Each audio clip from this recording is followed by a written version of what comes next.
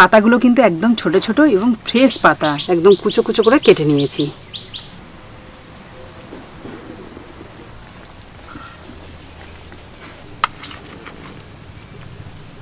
এখান থেকে নিয়ে নিলাম, একটা আম গোটা রেখেছিলাম সেটাও নিয়ে নিলাম,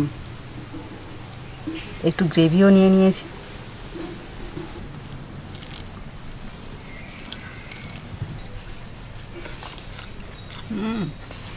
নমস্কার বন্ধুরা, সাবিত্রী কিচেনে সবাইকে স্বাগত জানিয়ে প্রতিদিনের মতো আবারও চলে এলাম নতুন একটা রান্না নিয়ে। আর আজকে আমি যে রান্নাটা করব তার জন্য একদম কচি কচি দেখে কচু পাতা তুলে নিয়ে এসেছি। আর বর্ষার সময় কিন্তু বাগানে প্রচুর পরিমাণে এই কচু পাতা পাওয়া যায়, বিশেষ করে তো এই গ্রামের দিকে। আর এই কচু পাতার একটা রেসিপি আপনাদের সাথে এর আগে শেয়ার করেছিলাম, আপনারা ভীষণ পছন্দও করেছেন। আর আজকে যে রেসিপিটা বানাবো সেটাও কিন্তু ভীষণ সুন্দর খেতে হয়, বাচ্চা থেকে বড় সবাই খেতে পারবে। আর এই কচু পাতাটা দিয়ে কিভাবে রেসিপিটা বানাবো সেটা জানতে হলে অবশ্যই কিন্তু শুরু থেকে শেষ অবধি ভিডিওটা দেখতে হবে। আর ভিডিওটা যদি দেখে ভালো লাগে তাহলে প্লিজ একটা লাইক করে বন্ধুদের সাথে শেয়ার করবেন। আর যারা আমার নতুন বন্ধু আছেন তারা যদি ইউটিউব থেকে দেখে থাকেন তাহলে প্লিজ চ্যানেলটাকে সাবস্ক্রাইব করে রাখবেন। আর যারা ফেসবুক থেকে দেখছেন তারা ফেসবুক পেজটাকে ফলো করে দেবেন। তাহলে চলুন আজকের এই কচু পাতার ইউনিক রেসিপিটা শুরু করা যাক। আর দেখুন পাতাগুলো কিন্তু একদম ছোট ছোট এবং ফ্রেশ পাতা, এই দেখুন। আর সবে মাত্র তুলে নিয়ে এসেছি, তাও এই যে আঠাটা সঙ্গে সঙ্গে কেমন একটা লালচে ভাব হয়ে গেছে দেখুন। মানে এই কচু পাতায় প্রচুর পরিমাণে আঠাও থাকে, তাই সাবধানে কিন্তু এটাকে কেটে ধুয়ে নিতে হবে। আর খুব বেশি পরিমাণে যে কচু পাতা লাগবে এমনটা নয়। আর কচু পাতাগুলো ধোয়ার সময় একটা সমস্যা দেখুন, গায়ে কিন্তু একটুও জল লাগবে না। এই যে একটু ডুবিয়ে ডুবিয়ে ধুয়ে নিচ্ছি। আর এমনি এত বৃষ্টি হচ্ছে তাতে করে কিন্তু কচু পাতার গায়ে কোনো রকম নোংরা বা মাকড়সার জালও নেই, তাও ধুয়ে নিতে হবে। তো এই যে ভালো করে ধুয়ে নিয়েছি, এই দেখুন পুরোপুরি সঙ্গে সঙ্গে জলটা ঝরে গেছে। এখানেই আমি কচু পাতাগুলোকে ভালো করে রোল করে নেব কাটার জন্য। আর দেখুন এমনভাবে কেটেছি, পিছনে শিরাটা কিন্তু বেশি নেই, একদম গোড়া পর্যন্ত কেটে নিয়েছি। আর এইটুকু যেটা আছে সেটা আপনারা চাইলে কেটে ফেলে দিতে পারেন, অথবা এভাবে রেখেও দিতে পারেন। আমি কিন্তু এখানে কাটবো না, এভাবেই রেখে দেবো। পাত্রে যে জলটা ছিল সেটা ফেলে দিয়েছি, আর এই পাত্রেই কিন্তু আমি কুচে কুচে পাতাটা রাখবো। আরও ছোট করে মুড়ে নিই, তাহলে সুবিধা হবে কাটতে।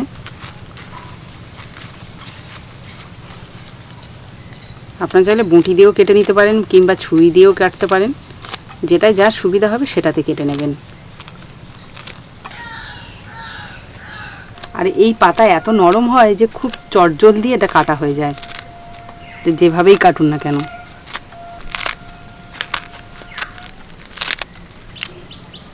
সবগুলো কচু পাতা বেশ সুন্দর করে কাঁচি দিয়ে কেটে নিলাম। এই দেখুন একদম কুচো কুচো করে কেটে নিয়েছি। এবার এই কুচনো পাতাগুলোকে সাইডে রেখে একটা মশলা রেডি করে নেব। মশলা হিসাবে আমি এখানে নিয়ে নিয়েছি কয়েক টুকরো আদা, রসুন, নিয়ে নিয়েছি 2টো শুকনো লঙ্কা, আর সবশেষে দিয়ে দিচ্ছি 1/2 চামচ জিরে। এবার এই সমস্ত উপকরণগুলো আমি একসাথে বেটে নেব।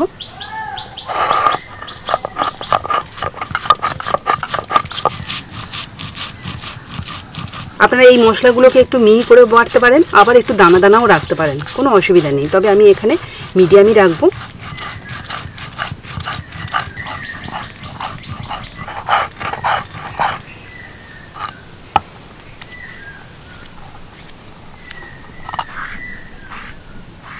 দেখুন এখানে কিন্তু একদম মিহি করে বাটিনি, একটু দানা দানা ভাব রয়েছে।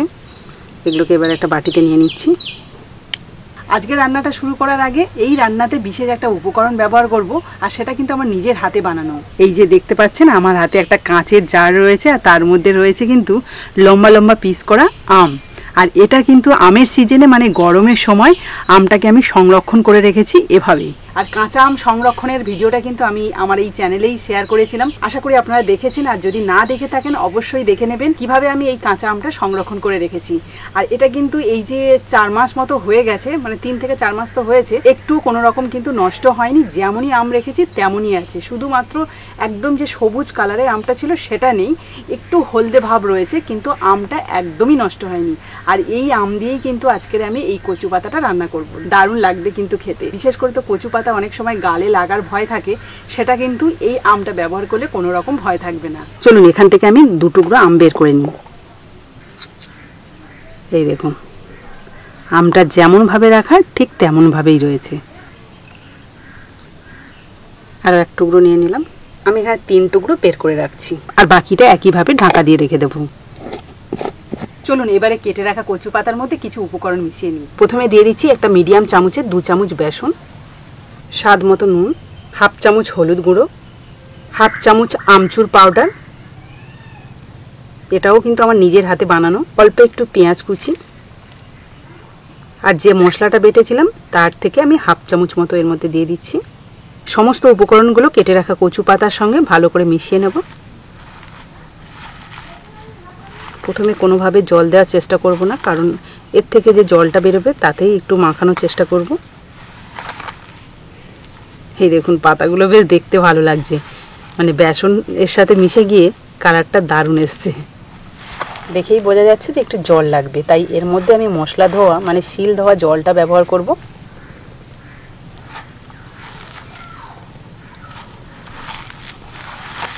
একদম অল্প 1 চামচ মতো জল দিয়েছি, তাতেই দেখুন সঙ্গে সঙ্গে কেমনভাবে মাখানো গেল।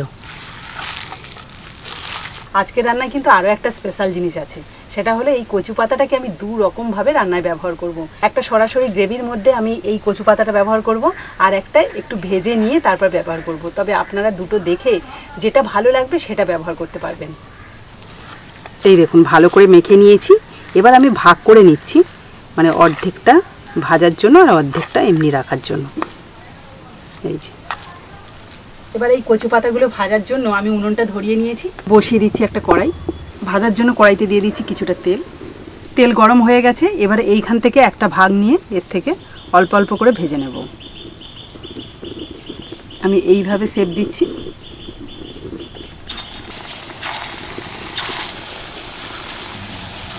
আপনারা অনেকেই আছেন যে ভেজে রান্না করলে সেই জিনিসটা বেশি পছন্দ করেন, আবার অনেকেই আছেন যে তেলের মধ্যে ওটা ভাজার দরকার হয় না, এমনি সরাসরি গ্রেভির মধ্যে দিয়ে দিলে হয়ে যায়। তাই আমি 2 রকমভাবে দেখাবো, যার যেটা সুবিধা হয় সেভাবে বানিয়ে নেবেন।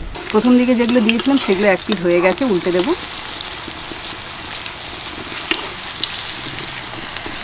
এগুলো কিন্তু এমনি এমনিও খাওয়া যায়, বেশ ভালোই লাগবে, মানে স্ন্যাক্স হিসাবে যদি একটুখানি কেচাপের সাথে খাওয়া যায়।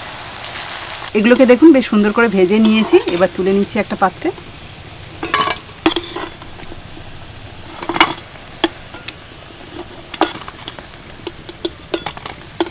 এখনই কিন্তু একটা মুচমুচে আওয়াজ হচ্ছে, মানে এগুলো যে মুচমুচে হবে গরম গরম খেলে সেটা ভালোভাবেই বোঝা যাচ্ছে। তো চলুন কড়াইতে যে তেলটা রয়েছে ওই তেলেই কিন্তু আমি রান্নাটা করব। তার জন্য তেলের মধ্যে দিয়ে দিচ্ছি গোটা এলাচ, লবঙ্গ আর দারচিনি, একটা শুকনো লঙ্কা, সামান্য একটু সাদা জিরে, 1 চিমটি মতো হিং, কিছুটা কুচিয়ে রাখা পেঁয়াজ। ভালো করে ভেজে নেবো পেঁয়াজটা।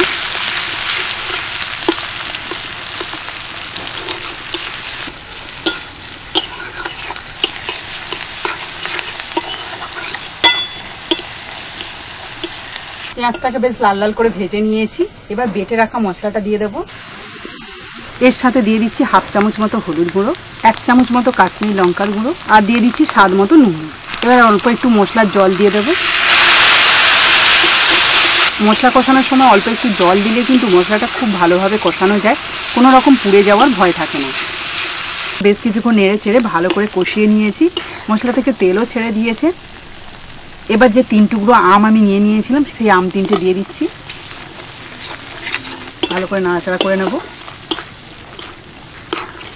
এবার আমি এর মধ্যে দিয়ে দেবো কিছুটা জল। ব্যাস, প্রায় 1 মিনিট মতো জ্বালানি দিয়েছি, গ্রেভিটা ফুটে উঠেছে।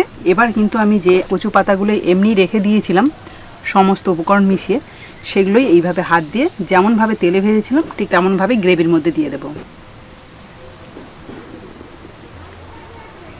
আর এই যে গ্রেভির মধ্যে দিচ্ছি মানে এই যে গলে যেতে পারে এ ভয়টাও কিন্তু থাকার কোনো প্রয়োজন নেই। এই যে ফুটন্ত গ্রেভির মধ্যে পড়ছে সেটা কিন্তু টাইট হয়ে যাবে। সবগুলো একইভাবে দিয়ে দিলাম। এবার সাবধানে খুন্তি দিয়ে একটু নাড়াচাড়া করে নিচ্ছি।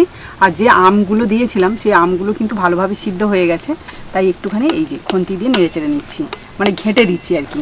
হালকা টক টক ভাব থাকবে, তাহলে কিন্তু গালে লাগার কোনো ভয় থাকবে না এই কচু পাতা। গ্রেভির মধ্যে যেগুলো দিয়েছিলাম সেগুলো কিন্তু খুব ভালোভাবে সেট হয়ে গেছে ওই 1 মিনিটের মধ্যে। এবার যেগুলো ভেজে রেখেছিলাম সেগুলোই এখন গ্রেভির মধ্যে দিয়ে দেবো। এখানে কচু পাতাটা আমি 2 রকমভাবে ব্যবহার করলাম, আর কালারটাও কিন্তু 2 রকম হয়েছে।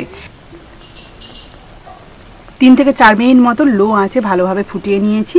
এবার আমি নামিয়ে নেব, তবে তার আগে অল্প একটু গরম মশলার গুঁড়ো ছড়িয়ে দেব। একদম সামান্য পরিমাণে দিয়ে দিলাম গরম মশলার গুঁড়ো। তো বন্ধুরা, আপনারা দেখতেই পেলেন কত সহজে আর কত কম সময়ের মধ্যে এই কচু পাতার ইউনিক রেসিপিটা শেয়ার করলাম। আর তার সাথেও কিন্তু অনেকগুলো টিপসও শেয়ার করেছি, যেগুলো আপনাদের খুবই উপকারে আসবে। তো চলুন এবার একটা পাত্রে নামিয়ে নিই। দেখতেও কিন্তু দারুণ হয়েছে।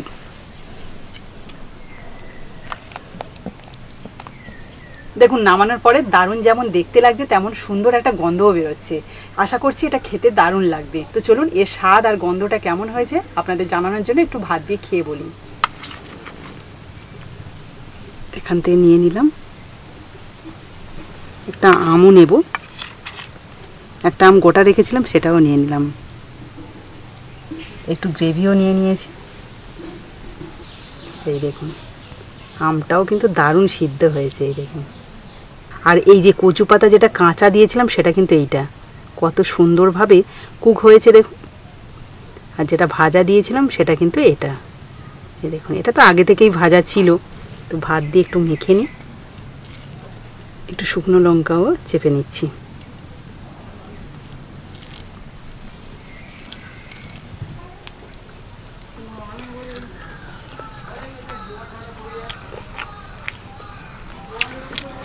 গ্রেভিটা অসাধারণ স্বাদ হয়েছে, হালকা টকটক আছে, তবে গালে ধরছে কিনা এখন বুঝতে পারবো না, একটু পরে বুঝতে পারবো যদি লাগে আর কি।